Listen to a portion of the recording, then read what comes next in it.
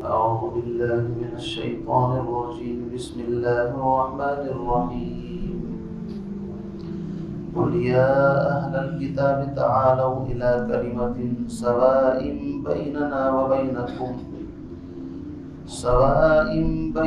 وبينكم ألا نعبد إلا الله ولا نشرك به شيئا ولا يتخذ بعضنا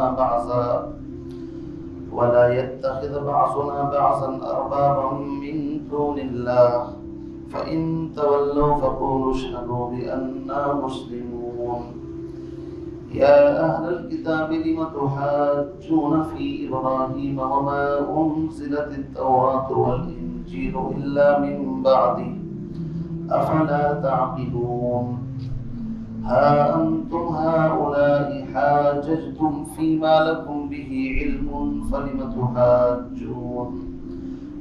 تحاجون فيما ليس لكم به علم والله يعلم وأنتم لا تعلمون. ما كان إبراهيم يهوديا ولا نصرانيا ولكن كان حنيفا مسلما وما كان من المشركين. إن أولى الناس بإبراهيم للذين اتبعوه وهذا النبي والذين آمنوا والله ولي المؤمنين.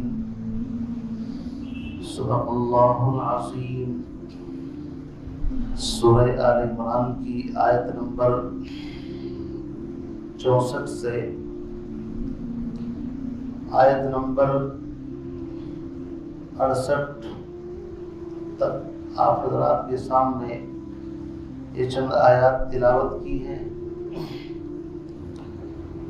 سورہ آل عمران میں ابتدائی 30-31 آیتوں میں توحید کا یعنی جو اصولی بیان ہے اس کا ذکر تھا، توحید کا تذکرہ. اس کے بعد آیت نمبر 30-31 سے لے کر یہاں تک آیت نمبر 63 تک حضرت عیسیٰ علیہ نبینا علیہ السلام، ان کی پیدائش، ان کی والدہ حضرت مریم اور اسی کے درمیان میں حضرت زکریا اور یحییٰ علیہ السلام کا واقعہ، اور پھر آسمان پر زندہ ان کا اٹھایا جانا حضرت عیسیٰ علیہ السلام کا، اور قیامت کے قریب ان کا پھر زمین پر دوبارہ نازل ہونا. ان تمام چیزوں کو بڑے دلائل کے ساتھ بیان کر کے آخر میں نجران کے نصارہ کے ساتھ مباہلے کی ان کو دعوت دی گئی، ان کو مدعو کیا گیا کہ آؤ، بحث و مباحثے کے بعد دلائل کی دنیا میں تم ہار چکے ہو، اب آخری معرکہ یہ ہے کہ ہم مل کر کے مباہلہ کریں، یعنی اللہ کی بارگاہ میں دعا کریں کہ ہم میں سے جو بھی جھوٹا ہے اس کے اوپر اللہ کی لعنت. تو ان لوگوں نے مباہلے سے انکار کر دیا، چونکہ وہ جانتے تھے کہ نبی کے ساتھ مباہلہ کرنے کا مطلب اپنے آپ کو ہلاک کرنا ہے. تو انہوں نے کہا ہم آپ کے ساتھ مباہلہ نہیں کر سکتے، اور اس شرط پر کہ آپ اپنے کسی بندے کو جو صحیح فیصلہ کر سکے ہمارے درمیان بھیج دیں ہمارے ساتھ، اور ہم آپ کو سالانہ جزیہ دیں گے، ٹیکس دیں گے، لیکن ہم نہ ایمان قبول کرتے ہیں، ہم دین عیسائیت کے اوپر ہی بس چلیں گے، اور مباہلہ بھی ہم آپ سے نہیں کرتے. یہاں تک یہ گفتگو آپ کے سامنے اب تک آ چکی ہے. اب جو آیات میں نے پڑھی ہیں قل یا اہل الکتاب، یہاں سے ایک تیسرا مضمون شروع ہو رہا ہے. آیت نمبر 64 سے آیت نمبر 101 تک یہود اور نصارہ دونوں کا ملا جلا تذکرہ چلے گا. بعض ان کی جو برائیاں ہیں ان کا بھی ذکر آئے گا، اور ان کے اندر اگر کچھ اچھائیاں ہیں تو قرآن ان کی اچھائیوں کا بھی تذکرہ کرے گا. چونکہ ہر برے سے برے افراد کے اندر کوئی نہ کوئی خیر و بھلائی بھی ہوتی ہے، تو قرآن یہ چونکہ حق اور سچائی کی کتاب ہے، اس لیے یہ پورے ترازو میں تول کر کے جتنا جرم ہوتا ہے اتنا ہی بیان کرتا ہے، کسی کی خوبی ہوتی ہے تو اس کی وضاحت بھی کرتا ہے. تو آیت نمبر 64 سے آگے جو تذکرہ چلے گا آیت نمبر 101 تک، اس میں اصل خطاب اگرچہ نصارہ ہی کو ہے، لیکن چونکہ سورہ آل عمران میں ہے ہی نصرانیت کا رد، لیکن ساتھ ساتھ اہل کتاب کی جو جماعت اول ہے جن کو یہود کہا جاتا ہے، ان کا بھی ذکر چلتا رہے گا۔ اب اس آیت میں اللہ رب العزت نے دعوت کا ایک اصول بیان فرمایا ہے۔ اگر دیکھا جائے کہ جب کوئی بندہ دلائل کی دنیا میں بھی ہار جائے، مباہلہ بھی نہ کر سکے، اس کے پاس کوئی طاقت نہ بچے اور پھر بھی وہ حق کو قبول نہ کرے، تو انصاف کا تقاضا تو یہ ہے کہ پھر اس کو اس کے حال پر چھوڑ دیا جائے، پھر اس سے بات نہیں کرنی چاہیے۔ انصاف کا تقاضا تو یہی ہے۔ لیکن یہ اللہ رب العزت کی رحمت اور کرم اور محبت کہہ لیجئے کہ اتنا کچھ ہونے کے باوجود بھی پھر بھی ان کو ایک چانس اور دیتے ہیں کمپرومائز، سمجھوتا کرنے کا، کہ ہو سکتا ہے اب بھی ان کی بات عقل میں آ جائے۔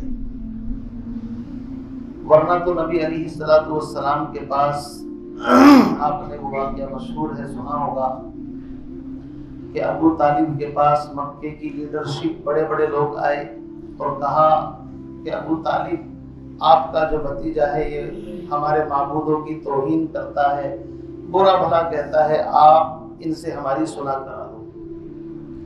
تو ابو طالب نے کہا ٹھیک ہے، میں بات کرتا ہوں۔ چنانچہ وہ وفد جو مکے کے لوگوں کا تھا ابو طالب کے پاس آیا، حضور علیہ السلام بھی تشریف فرما ہوئے، تو ان لوگوں نے یہی بات رکھی کہ اگر آپ کو دولت چاہیے تو ہم سب اکٹھا کر کے دولت کے انبار آپ کے قدموں میں لگا دیں گے۔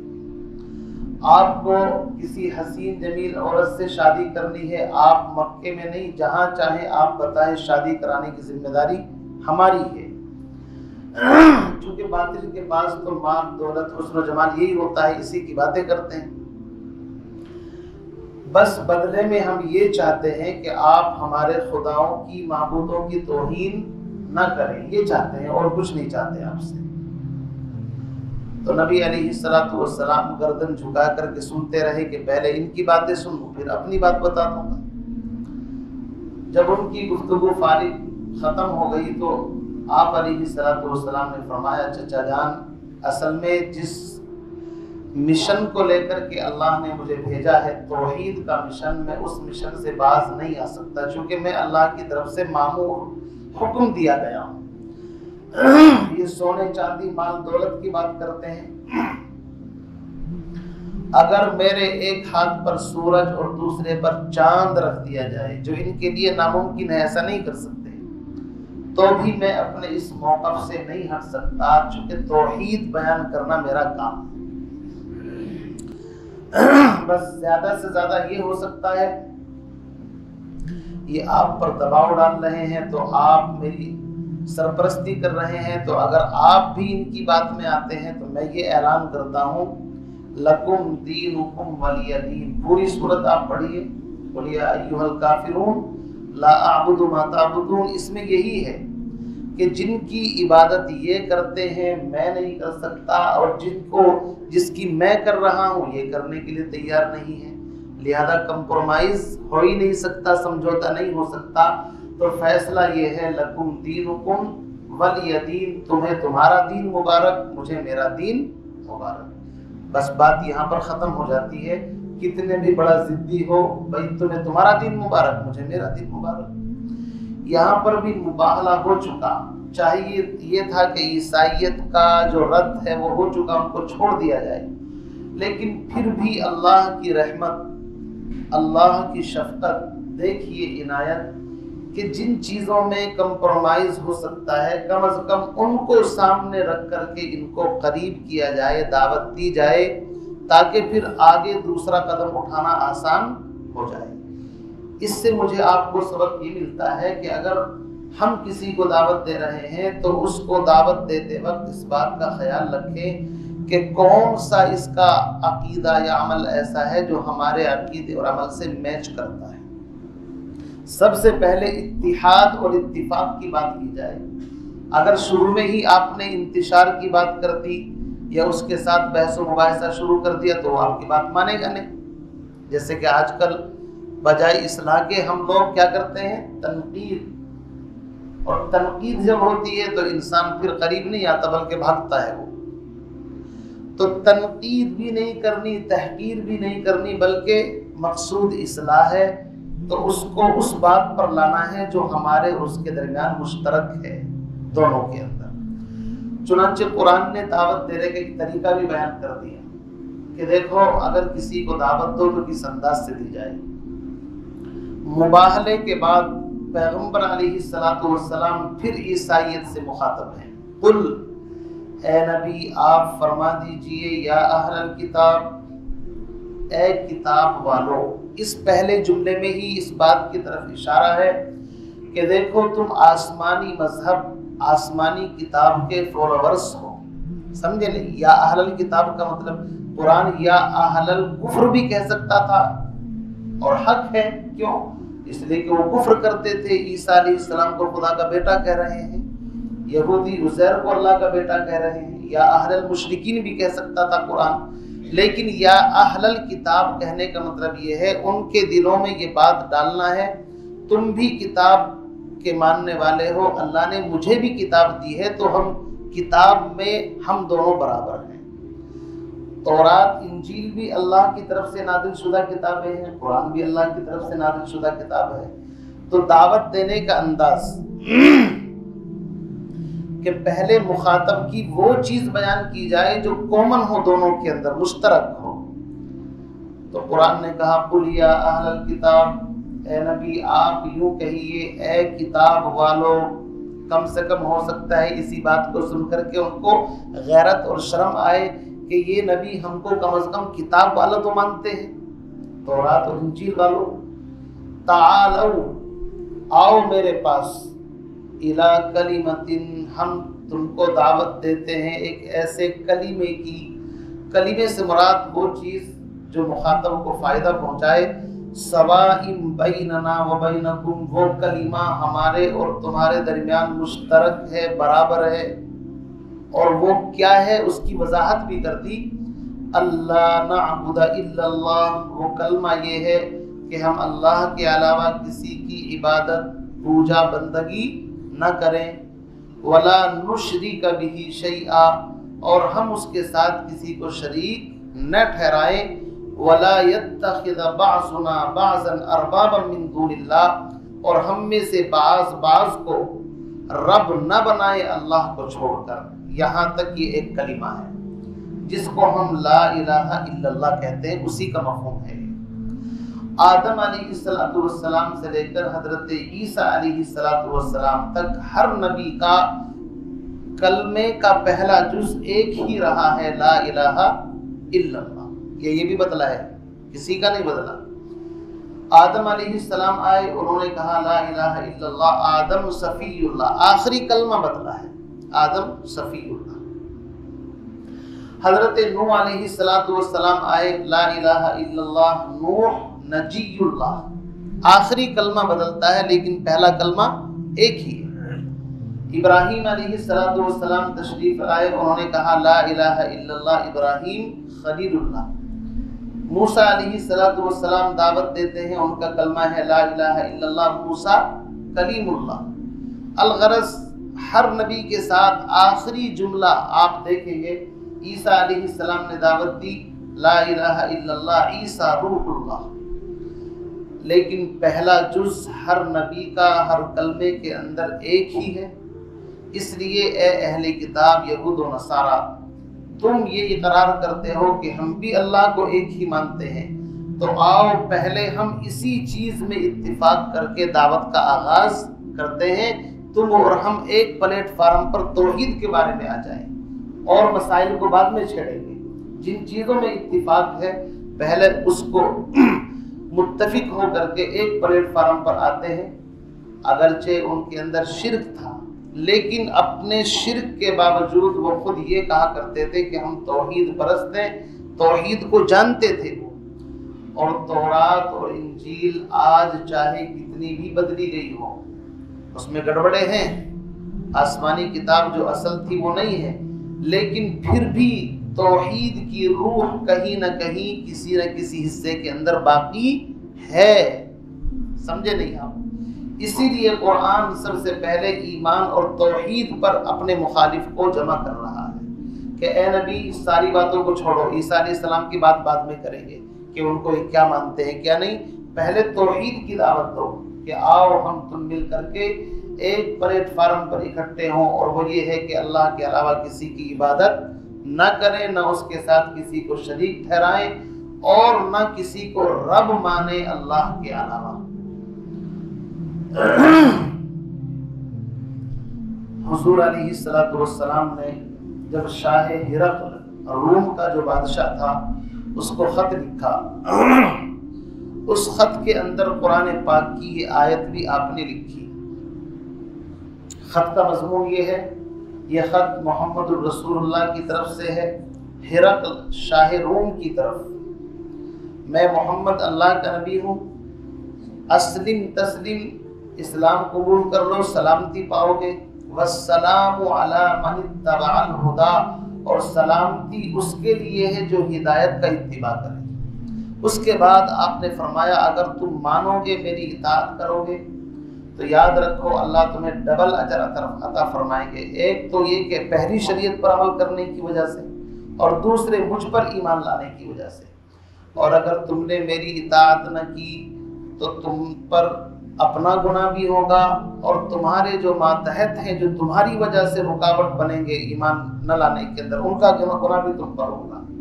اور اس کے بعد پھر یہ آیت لکھی کہ آؤ میں تمہیں دعوت دیتا ہوں اس کلمے کی طرف جس میں ہم اور تم مشترک اور برابر ہیں، اور وہ ہے توحید کا سبب۔ چنانچہ اس خط کو ابو سفیان کے سامنے پڑھا تھا اس نے۔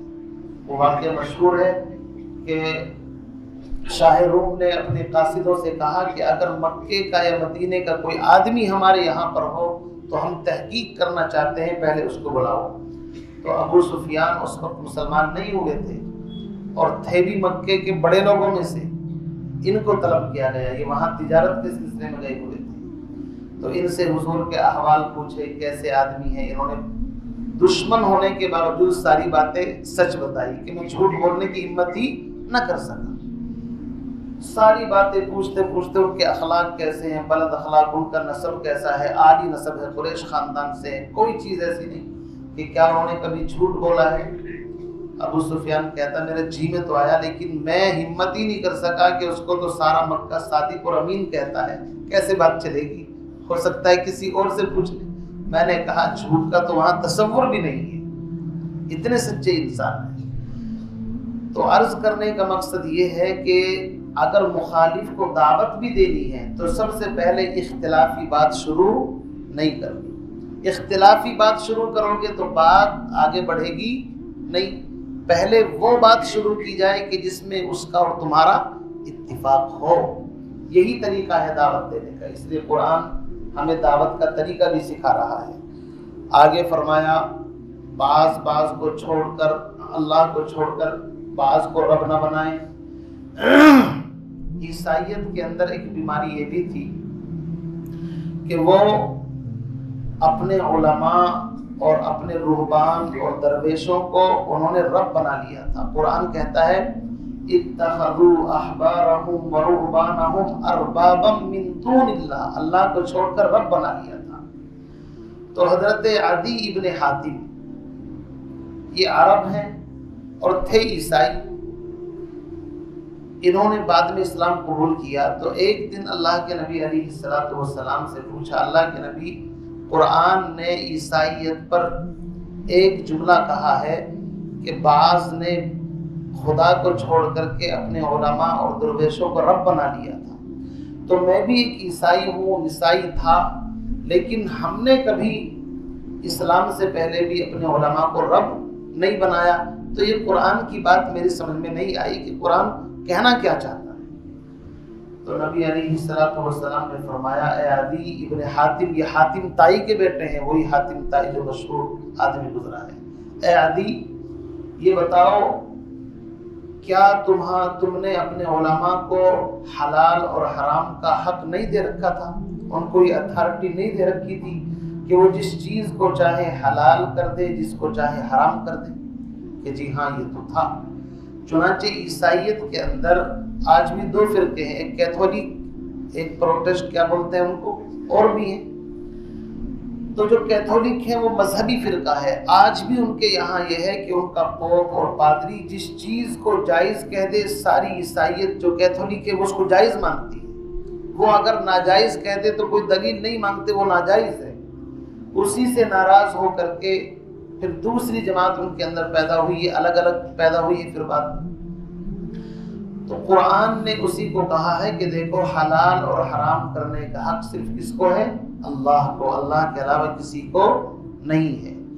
پیغمبر علیہ السلام بھی اپنی طرف سے کسی چیز کو حلال یا حرام نہیں کر سکتے۔ چنانچہ قرآن کے اندر ہے یا ایھا النبی لم تحرم ما احل اللہ لک تبتغی مرضات ازواجک۔ اللہ نے اپنے آخری نبی کو کہا نبی جی آپ اللہ کی اس حلال چیز کو حرام کر رہے ہیں اپنی بیوی کی وجہ سے۔ جب اللہ نبی کو تنبیہ فرما رہے ہیں تو کسی اور کو کیا حق پہنچتا ہے؟ وہ مشہور واقعہ ہے کہ پیغمبر علیہ السلام عصر کے بعد اپنی ازواج کے پاس تشریف لے جاتے تھے، تو ایک مرتبہ بعض بیویوں نے مشورہ کیا کہ پیغمبر علیہ السلام فلاں بیوی کے پاس ذرا تھوڑا وقت زیادہ لگاتے ہیں، اصل میں وہ کچھ خدمت کر دیتی تھی، تو ان کو تھوڑی الجھن ہوئی کہ ہمیں بھی تو تھوڑا ٹائم ملنا چاہیے۔ تو ایک پروگرام کے تحت انہوں نے کہا جب آپ تشریف لائیں گے تو یوں کہیں گے کہ آپ کے منہ سے فلاں چیز کی بو آ رہی ہے، حالانکہ نبی نے وہ استعمال بھی نہیں کیا۔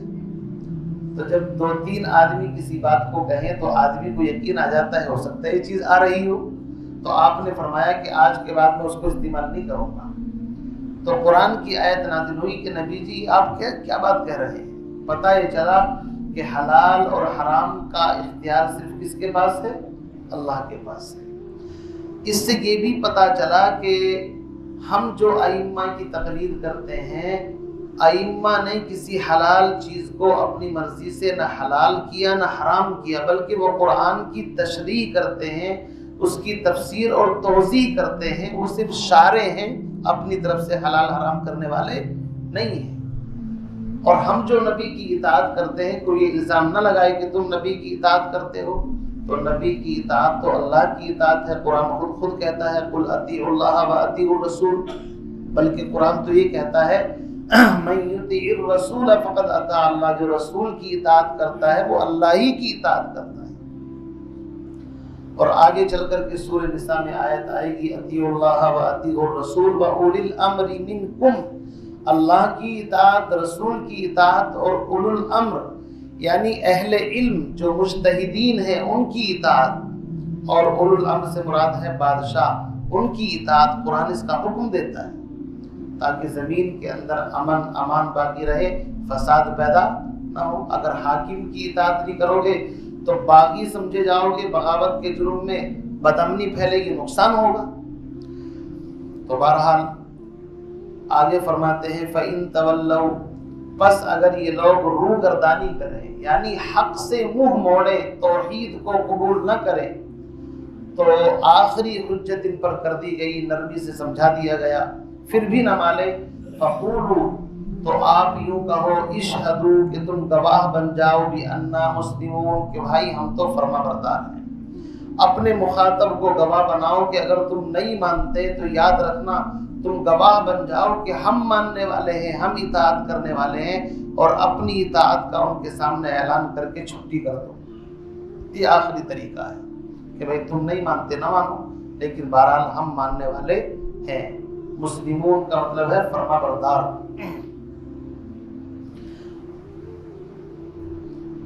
اسی لیے مذہب اسلام کے اندر آپ دیکھیں گے ایک ہی راستہ ہے، توحید ہے، یا پھر توحید اگر نہیں ہے تو اس کے علاوہ یا شرک ہوگا، کفر ہوگا، کچھ بھی ہوگا۔ توحید اور شرک کفر دونوں ایک پلیٹ فارم پر اکٹھے جمع نہیں ہو سکتے۔ اس آیت کا کوئی یہ مطلب نہ نکالے کہ عیسائی یوں کہیں کہ دیکھو قرآن نے صرف یہ کہا ہے کہ تم توحید کو مان لو اور چلو رسالت کو چھوڑ دو، اور توحید کو مان کر کے ہی ہم تم ایک پلیٹ فارم پر آ جائیں گے، اس کا یہ مطلب ہرگز نہیں ہے، یہ دعوت کا پہلا اسٹیپ، پہلا دروازہ ہے کہ پہلے توحید پر آؤ، پھر اس کے بعد آگے کی دعوت دی جائے گی۔ دعوت پوری دی جائے گی صرف خالص لا الہ الا اللہ۔ اگر کوئی محمد الرسول اللہ نہیں پڑھے گا تو پوری زندگی وہ لا الہ الا اللہ کہتا رہے، جب تک نبی کی رسالت کا اقرار نہیں ہوگا مسلمان نہیں ہو سکتا۔ توحید اور رسالت دونوں کو ملا کر کے ایک ہے۔ اسی لیے مذہب اسلام کے اندر مرتد کی سزا ایک ہی ہے کہ اس کو قتل کیا جائے۔ کیوں؟ اس لیے کہ اسلام میں چور دروازے کی اجازت نہیں ہے۔ ہاں، زبردستی کسی کو مسلمان نہیں بنایا جائے گا، اس کی مرضی ہے، جب چاہے کلمہ پڑھے یا نہ پڑھے۔ یہ 60 لوگ آئے تھے، ان پر کوئی زبردستی کی گئی نہیں، کی گئی، بات رکھی گئی یا تو کلمہ پڑھو یا جزیہ دو، یا پھر آپس میں ہم تم مل کر کے جنگ کرتے ہیں، تلوار فیصلہ کر دی گئی۔ انہوں نے کہا ہم جزیہ دیتے ہیں، کوئی زبردستی نہیں، جاؤ۔ لیکن ایمان قبول کرنے کے بعد پھر اگر کوئی مرتد ہوتا ہے، اس کا مطلب یہ ہے کہ اسلام میں کہیں نہ کہیں کوئی نقص ہے، کمی ہے، حالانکہ اسلام میں کوئی نقص نہیں، تو اس سے اشارہ اس طرف جاتا ہے۔ آگے چل کر کے چند آیتوں کے بعد ایک آیت آ رہی ہے کہ یہودیوں نے ایک پلان بنایا کہ صبح کو کچھ لونڈے لڑکے اکٹھے ہو کر کے جائیں اور نبی پر جا کر کے ان کی مجلس میں کلمہ پڑھ لیں، اور شام جب ہو تو شام ہونے سے پہلے پھر کہیں کہ جی دیکھو ہم نے جلدی بازی میں کام کیا تھا، ہماری تو بات عقل میں نہیں آئی، اور اس کے بعد پھر اپنے دین میں واپس آ جانا، اور دیکھو سچے دل سے مسلمان مت ہو جانا۔ آگے آ رہا ہے ابھی 4-5 آیتوں کے بعد۔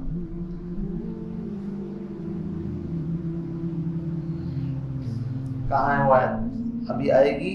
ومن اہل الکتاب کے بعض ایسے ہیں، وقالت طائفۃ من اہل الکتاب آمنوا بالذی انزل علی الذین آمنوا وجہ النہار، دن کے اول حصے میں، وکفروا آخرہ، اور شام کو اس کا انکار کر دینا، لعلہم یرجعون، مقصد یہ ہے کہ جب تم ایسا کرو گے تو دوسرے لوگ جو نئے نئے مسلمان ہو رہے ہیں وہ سمجھ جائیں گے کہ بھائی کچھ نہ کچھ ڈاؤٹ ہے، کنفیوز ہے۔ سمجھ نہیں دیکھا، اگر کوئی آدمی کوئی تحریک بڑھ رہی ہو تیزی کے ساتھ اور انسان اس کو کسی بھی طرح نہ روک سکے تو ڈاؤٹ، شک پیدا کر دو۔ شک ایسی بیماری ہے جس کا علاج کسی کے پاس ہے نہیں، تو انہوں نے اپنی کوششیں بہت کی کہ جب تم صبح کو ایمان لاؤ گے شام کو واپس، تو تمہیں دیکھ کر کے کچھ لوگ ضرور تمہارے پیچھے آئیں گے، یار ہمیں بھی بتاؤ نا کیا دیکھا ہے تم نے، پھر تم جھوٹ بیان کر دینا کہ وہاں کچھ بھی نہیں ہے، سب ڈرامہ ہے، صرف ویسے ہی ہے۔ یہ بھی طریقہ ہوتا ہے حق کو روکنے کا۔ اس لیے اسلام کہتا ہے کہ نہیں، دیکھو مرضی تمہاری ہے، خوب تحقیق کرو، خوب سوچو، سوچ سمجھ کر کے تب ایمان لے آؤ، تو پھر ایمان آ گیا، پھر اس سے پھرنا نہیں ہے۔ اگر پھر رہے ہو تو اس کا مطلب تم ڈاؤٹ پیدا کر رہے ہو کہ یہاں کچھ نہ کچھ گڑبڑ تھی، جبکہ وہاں گڑبڑ نہیں ہے۔ حضرت عمر رضی اللہ تعالیٰ عنہ بعد میں مسلمان ہوئے، 40ویں نمبر پر مسلمان ہوئے ہیں، ان سے پہلے 39 لوگ مسلمان ہو چکے تھے، 40ویں نمبر پر ان کا نمبر آتا ہے۔ حضرت خالد بن ولید بہت بعد میں مسلمان ہوئے ہیں، اسلام کے خلاف لڑتے رہے، لیکن جب ہوئے ہیں تو پکے والے ہوئے ہیں، دیکھ کر کے سمجھ کر کے۔ حضرت اکرمہ بن ابی جہل، ابو جہل کے بیٹے، بعد میں مسلمان ہوئے۔ تو اسلام کہتا ہے ٹینشن کوئی نہیں، اچھی طرح پرکھو، سمجھو، دیکھو کھرا ہے کھوٹا ہے، لیکن قبول کرنے کے بعد پھر واپسی کے چانس نہیں ہے۔ واپس جاتے ہو تو تم توہین کر رہے ہو، اور توہین کا مقدمہ یہ ہے کہ تمہاری گردن ماری جائے گی، اس لیے کہ یہ آفاقی قرآن اللہ کا کلام ہے، اللہ کا دین ہے، اس سے روگردانی کرنا یہ مناسب نہیں ہے۔ فرماتے ہیں یا اہل الکتاب، اے کتاب والو، بار بار قرآن ان کو یا اہل الکتاب کیوں کہہ رہا ہے؟ چونکہ کتاب میں وہ اور مسلمان برابر ہیں، تو اس لیے ان کی اچھائی کو سامنے رکھ کر کے دعوت دی جا رہی ہے۔ اب اگر آپ کسی کے پاس جائیں تو گشت میں کیا کہتے ہیں، اگر اپنے بھائی کے اندر 99 برائی ہو اور ایک خوبی ہو تو کیا کہتے ہیں، بھائی اس ایک خوبی کا تذکرہ کرنا ہے، یہ کہتے نہیں کہتے؟ کیوں؟ اس لیے کہ آپ نے اگر جا کر کے اسی برائی کا تذکرہ کر دیا تو وہ مار کر کے بھگائے گا نا اپنے یہاں سے، کیا کرنے کے لیے آئے گا، تو اس لیے اچھائی کا تذکرہ۔ تو قرآن بھی یا اہل الکتاب کہہ کر کے اچھائی کے ساتھ کہہ رہا ہے، اے کتاب والو لم تحاجون، تم کیوں جھگڑتے ہو فی ابراہیم، ابراہیم علیہ السلام کے بارے میں، وما انزلت التورات، جبکہ تورات نازل نہیں کی گئی، والانجیل، اور انجیل نازل نہیں کی گئی، الا من بعد، مگر ان کے ہزاروں سال بعد میں، افلا تعقلون، کیا تمہیں اتنی عقل نہیں؟ پہلے توحید جو تینوں جماعتوں میں مشترک ہے اس کو بنیاد بنا کر کے دعوت دی گئی، اب توحید سے الگ ہٹ کر کے ایک دوسرا اسٹینڈ اختیار کیا گیا، کیا؟ یہودی بھی اپنے آپ کو ابراہیم علیہ السلام سے جوڑتے ہیں، نصارہ بھی اپنے آپ کو ابراہیم علیہ السلام سے جوڑتے ہیں، اور مسلمان جو ہیں وہ بھی اپنے آپ کو ابراہیم علیہ السلام سے جوڑتے ہیں۔ تو ابراہیم علیہ السلام سب کے دادا ہیں، کس کے دادا ہیں؟ خاندان بنی اسماعیل کے بھی اور خاندان بنی اسرائیل کے بھی۔ توحید کا ذکر مکمل کرنے کے بعد اب ایک اور پہلو اختیار کیا گیا، اس کا مطلب یہ ہے کہ اگر ایک خاندان ایسا ہو کہ جن کے باپ دادا چل کر کے ایک ہی ہوں، تو آدمی کبھی کبھی اس کو بھی سامنے رکھ کر کے دعوت دیتا ہے، یار تم الگ لیگ کیوں پڑھ رہے ہو، تمہارے بڑے ہمارے تو ایک ہی تھے، تم ہمارا ہی خون ہو، کوئی الگ تو ہو نہیں، یہ بھی ایک دعوت کا طریقہ ہوتا ہے۔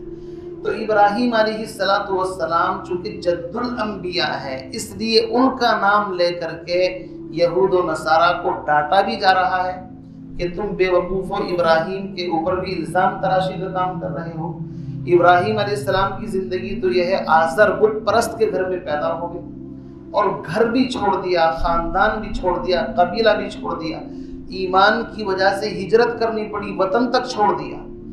ایک تو وہ ہیں کہ جنہوں نے اتنی بڑی قربانی دی ہے، اور تم اپنے آپ کو انہی کا متبع، انہی کا فالوورس، انہی کا ماننے والا کہتے ہو، لیکن تم شرک کے اندر ڈوبے پڑے ہو، تو تم کیوں ان کے راستے پر نہیں چل رہے؟ یہ ایک دعوت کا دوسرا طریقہ ہے۔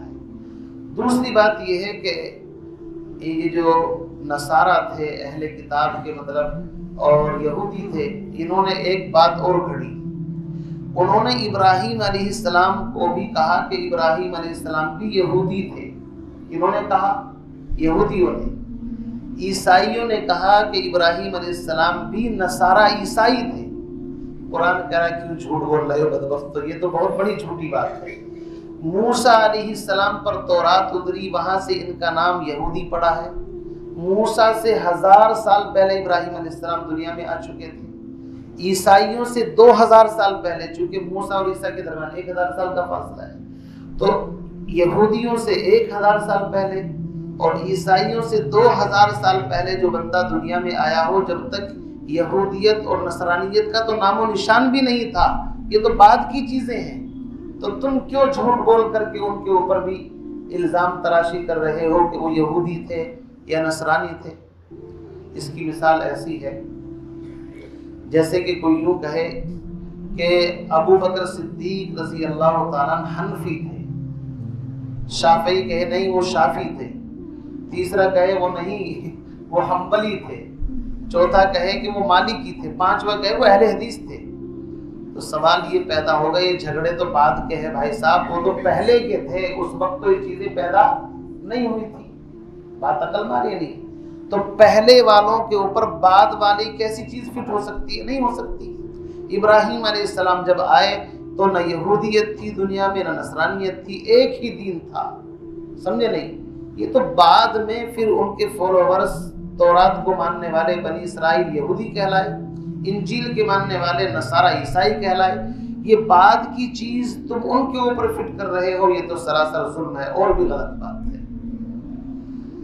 اسی کو قرآن کہتا ہے یا اہل الکتاب، اے کتاب والو، لم تحاجون فی ابراہیم، تم حضرت ابراہیم علیہ السلام کے بارے میں کیوں جھگڑ رہے ہو، جبکہ تورات اور انجیل نہیں نازل کی گئی مگر ان کے بعد۔ تورات انجیل تو بعد میں آئی ہیں، وہ تو بہت پہلے گزر چکے ہیں، تو وہ کیسے یہودی یا نصرانی ہو سکتے تھے؟ افلا تعقلون، کیا تمہیں اتنی عقل نہیں؟ ہا انتم ہؤلائی، تم کیسے عجیب لوگ ہو، حاججتم فیما لکم بہ علم، چلو جس چیز کا تمہیں علم ہے اس میں تو جھگڑا کر ہی رہے ہو، فلم تحاجون، بس کیوں جھگڑتے ہو اس چیز کے بارے میں، لیس لکم بہ علم، جس کا تمہیں علم نہیں ہے۔ جس چیز کا علم ہے، چلو بات عقل میں آتی ہے، اس میں جھگڑا کر لو تو چل سکتا ہے تمہارا جھگڑا، چونکہ تم کہہ سکتے ہو ہم بھی جانتے ہیں، لیکن جس چیز کو جانتے ہی نہیں اس کے بارے میں جھگڑنا ہے تو جہالت ہے۔ اس کا مطلب یہ ہے کہ انسان جس چیز کے بارے میں نہ جانتا ہو اس کے بارے میں اس کو بحث نہیں کرنی چاہیے، چونکہ قرآن اس کے اوپر سختی کے ساتھ نوٹس لے رہا ہے۔ اب یہاں دو باتیں فرمائی کہ جس چیز کو تم جانتے ہو چلو اس میں تم جھگڑ رہے ہو کوئی بات نہیں۔ کس چیز کو جانتے تھے؟ یہودی تورات کو اور یہودیت کو جانتے تھے، عیسائی نصارہ انجیل کو نصرانیت کو جانتے تھے، ایسے ہی یہ دونوں جماعتیں حضور کو بھی جانتی تھی، چونکہ قرآن خود کہتا ہے یعرفونہ کما یعرفون ابناءہم، یہ نبی کو ایسا جانتے ہیں بدبخت جیسے انسان اپنی اولاد کو جانتا ہے۔ لیکن اس کے باوجود ضد اور حسد اور عداوت اور دشمنی کی وجہ سے اور اپنی کرسی اور گدی کی وجہ سے یہ لوگ مسلمان نہیں ہوئے کہ اگر نبی کو مانیں گے تو ہماری چودراہٹیں ختم ہو جائیں گی۔ تو قرآن کہتا ہے جس چیز کو تم جانتے ہو اس میں تو تم نے جھگڑا کر ہی لیا۔ لیکن ابراہیم علیہ السلام تو بہت پہلے گزرے ہیں، ان کا تورات اور انجیل میں کہیں یہ نہیں آیا کہ وہ یہودی تھے نصرانی تھے، ان کے بارے میں کیوں جھگڑتے ہو؟ یہ قرآن کہہ رہا ہے واللہ یعلم وانتم لا تعلمون، اور اللہ جانتا ہے تم کچھ بھی نہیں جانتے۔ آگے قرآن نے خود وضاحت کر دی، بدبختوں ما کان ابراہیم یہودی ولا نصرانی، ابراہیم علیہ السلام نہ یہودی تھے نہ نصرانی تھے، ولیکن کان حنیفا مسلما، بلکہ وہ تو دین حنیف سیدھے راستے پر چلنے والے مسلمن اللہ کے فرما بردار تھے۔ انہوں نے تو شرک کی جڑیں کاٹ کر کے رکھ دی ہیں، قوم کے خلاف آواز اٹھائی اور وہ سارے بتوں کو توڑ ڈالا، آگ میں ان کو ڈالا گیا، کتنی قربانی دینی پڑی۔ وہ تو مشرک نہیں تھے، جبکہ تم عزیر کو اللہ کا بیٹا مانتے ہو، شرک کرتے ہو، عیسیٰ کو اللہ کا بیٹا مانتے، یہ بھی شرک کرتے ہیں۔ تو اگر تم سچا فرما بردار بننا چاہتے ہو ابراہیم علیہ السلام کا تو آؤ ہم تم کو بتاتے ہیں کہ ابراہیم علیہ السلام کے دین پر آج کون ہے، اور وہ ہے آخری پیغمبر محمد عربی صلی اللہ علیہ وسلم۔ قرآن نے دودھ کا دودھ پانی کا پانی کر کے بتا دیا کہ صرف ہمارے بندے محمد کا تعلق ابراہیم سے ہے، ان کی نسل سے بھی ہیں، اور خود نبی علیہ السلام فرمایا کرتے تھے انا دعوت ابیکم ابراہیم، میں تمہارے والد حضرت ابراہیم علیہ السلام کی دعاؤں کا ثمرہ ہوں۔ انہوں نے خانہ کعبہ بنا کر کے اللہ کے سامنے جھولی پھیلا کر کے جو دعا مانگی تھی، ربنا وابعث فیہم رسولا منہم یتلو علیہم آیاتہ ویزکیہم، اسی دعا کی بدولت ابراہیم علیہ السلام نے جو دعا مانگی تھی 2500 سال بعد اللہ نے مکے میں نبی کو پیدا فرمایا۔ تو اب قرآن کہتا ہے وما کان من المشرکین، ابراہیم علیہ السلام تو مشرک نہیں تھے اور تم دونوں جماعتیں شرک کرتی ہو۔ آؤ ہم بتاتے ہیں کہ کس کی زندگی کے اندر دین ابراہیمی ہے۔ ان اول الناس بابراہیم، ابراہیم علیہ السلام کے سب سے زیادہ قریب لوگوں میں وہ لوگ ہیں للذین اتبعوا، جو ان کا اتباع کریں، وہذا النبی، اور میرا یہ پیغمبر محمد یہ ابراہیم علیہ السلام کے بالکل قریب ہے، والذین آمنوا، اور ابراہیم کے قریب وہ ہیں جو ایمان لائیں اس نبی کے اوپر۔ کلیئر مسئلہ ہو گیا کہ تمہارے دعوے جھوٹے ہیں۔ اگر تم اپنے آپ کو ملت ابراہیم پر بتانا چاہتے ہو تو اتباع کرنا پڑے گا آخری پیغمبر محمد کا، اس لیے کہ قرآن خود کہہ رہا ہے ان اول الناس بابراہیم، ابراہیم علیہ السلام کے سب سے زیادہ قریب لوگوں میں سے وہ لوگ ہیں اتبعوا، جو ابراہیم علیہ السلام کا اتباع کرنے والے تھے، وہذا النبی، اور ان کا زمانہ چونکہ بہت پہلے کا ہے، وہ دنیا سے جا چکے، تو اب وہذا النبی وہ ہے جو اس نبی محمد صلی اللہ علیہ وسلم کا اتباع کرے، والذین آمنوا، اور جو ان پر ایمان لائے، ایمان والے وہ ہیں ملت ابراہیم کے اوپر۔ اس لیے ہم فخر سے سینہ چوڑا کر کے کہہ سکتے ہیں کہ ہم ملت ابراہیم کے اوپر ہیں۔ کس کے اوپر ہیں؟ ملت ابراہیم کے اوپر۔ اور ملت ابراہیم کیا ہے؟ ساری کائنات کے سارے نقشوں سے اپنا رخ موڑ کر کے صرف اللہ کی طرف رخ موڑنا، یہ ہے ملت ابراہیم۔ انی وجہت، ابراہیم علیہ السلام کا اعلان سنو، انی وجہت وجہی للذی، پارہ نمبر 7 سورہ انعام، انی وجہت، میں نے اپنا رخ، اپنا چہرہ اس ہستی، اس ذات کی طرف موڑ لیا. انی وجہت وجہی للذی فطر السماوات والارض، جس نے آسمانوں کو اور زمین کو پیدا کیا. یہ ہے ایک اعلان جس کو ہم کر رہے ہیں کہ انی وجہت وجہی للذی فطر السماوات والارض حنیفا وما انا من المشرکین. اس لیے سارے نقشوں کا انکار کرنا ہے کہ کسی سے کچھ نہیں ہوتا اور سب کچھ اللہ ہی سے ہوتا ہے. یہ ہے ملت ابراہیم. اور یہ توحید کہاں ہے آج؟ صرف دین اسلام کے اندر. دین اسلام کے علاوہ کسی کے بھی پاس آپ جاؤ گے خالص توحید باقی نہیں ہے. وہاں ملاوٹیں ہو چکی ہیں اور ملاوٹ والا دین اللہ کو پسند نہیں ہے. دو رنگی چھوڑ دے، یک رنگ ہو جا، سراسر موم یا پھر سنگ ہو جا. اللہ کو یہ پسند ہے ہی نہیں کہ تم دونوں کشتی کے اندر سوار ہو کہ جی اللہ کو بھی مانتے ہیں اور اللہ کے ساتھ غیروں کو بھی مانتے ہیں. تو قرآن اسی کے بارے میں کہتا ہے کہ جب ان سے پوچھا جاتا ہے مشرکین سے کہ بھائی تم اللہ کو چھوڑ کر ان کی پرستش کیوں کرتے ہو، تو یہ کہتے ہیں ما نعبدہم الا لیقربونا الی اللہ زلفا، ہم اس لیے پوچھتے ہیں تاکہ یہ سفارش کر کے اللہ کے قریب کر دیں. اللہ کہتا ہے میرے قریب ہونے کے لیے کسی کی سفارش کی ضرورت نہیں ہے، میرے دربار میں آ کر کے جھک جاؤ میرے سامنے، بس میرے قریب ہو جاؤ گے. تو اس میں سفارش کی کہاں ضرورت پڑ رہی ہے؟ اسی لیے مشرکین بھی جب سمندر کا سفر کرتے تھے، قرآن کہتا ہے فَإِذَا رَكِبُوا فِي الْفُلْكِ، اور سمندر کے اندر طوفان اور ہوائیں چلتی ہیں تو انسان ڈر جاتا ہے کہ کیا ہوگا، موت سامنے ہوتی ہے. فَإِذَا رَكِبُوا فِي الْفُلْكِ دعوا اللہ مخلصین لہ الدین، اس وقت خالص اللہ ہی کو پکارتے تھے. سب کو چھوڑ دیتے تھے کہ کوئی نہیں بچا سکتا. اس وقت یہی کہتے تھے کہ بس اوپر والا ہی بچائے گا، ایک ہی بچائے گا.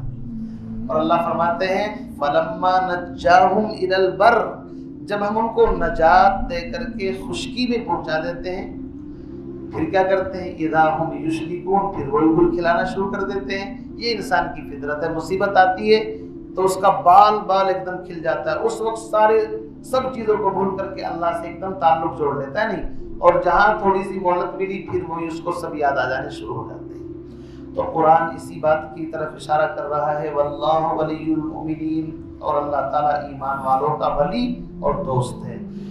اب یہ آج 30واں روزہ تھا. الحمدللہ اللہ کا فضل احسان کہ ہر روز ظہر کے بعد قرآن پاک سننے سنانے کا ہمیں اللہ نے موقع عطا فرمایا.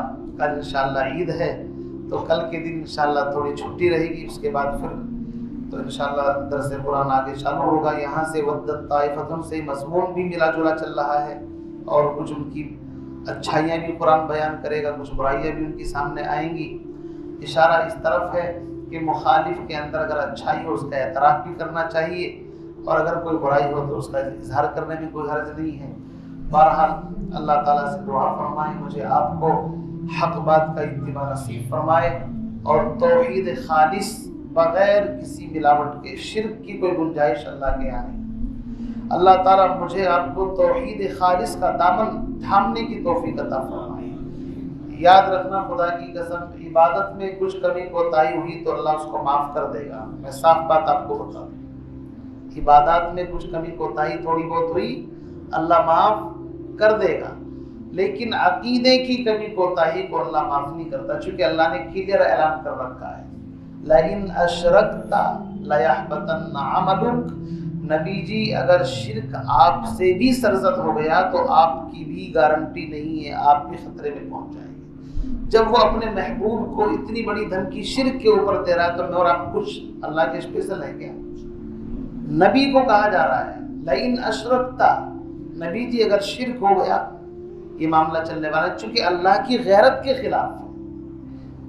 شرک جو ہے یہ اللہ کی غیرت کا مسئلہ ہے. غیرت کا مسئلہ سمجھتے ہیں آپ؟ ایک آدمی ہو، آپ اس سے پوچھو بھائی آپ کی کتنی بہنیں ہیں، وہ کہے گا جی میرے 4 بہنیں ہیں، 4 بھائی ہیں، ایک والد صاحب ہے، فلاں سب چیزوں کا وہ کرے گا. لیکن اگر آپ کسی کی بیوی سے کہیں کہ آپ کے بھائی کتنے ہیں، بیوی کہے 4 بھائی ہیں 2 بہنیں، سب چلے، لیکن شوہر کتنے ہیں، غیرت کا مسئلہ یہ ہو کہ شوہر ایک ہی ہے. اگر اس نے کہا نہیں جی شوہر کو تو پتہ ہی نہیں کتنی ہے، تو شوہر کے تو ذبح ہو جائے گا زندہ رہتے ہوئے، اس کا تو وجود ہی بیکار ہو گیا۔ اس کا مطلب یہ ہے کہ اس کی کوئی عزت کا مسئلہ ہے ہی نہیں۔ عورت اگر یہ کہے 4 بھائی ہے 10 بیٹے ہیں کوئی اعتراض نہیں، لیکن اگر شوہر یوں کہے 2 ہیں تو برداشت ہوگا؟ برداشت نہیں ہوتا، غیرت کا مسئلہ ہے۔ وہ کہے گا جی شوہر تو ایک ہی ہے۔ اللہ کہتا ہے میں بھی ایسے ہی باغیرت ہوں، بدبختو، چلو ساری چیزوں کو میں جھیلتا ہوں، تم یہ بھی کر لو وہ بھی، لیکن میری ذات میں بھی تم نے اڑنگے اڑا دیے، اوروں کو میرا پارٹنر بنا دیے، یہ کون سا طریقہ ہے؟ تو اللہ کو یہ بات پسند نہیں ہے۔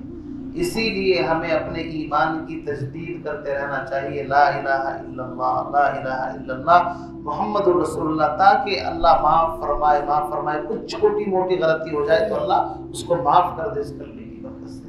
اسی لیے اس کا بھی کثرت کے ساتھ کرنا چاہیے۔ سبحان اللہ و بحمدہ، سبحانک اللہم و بحمدک۔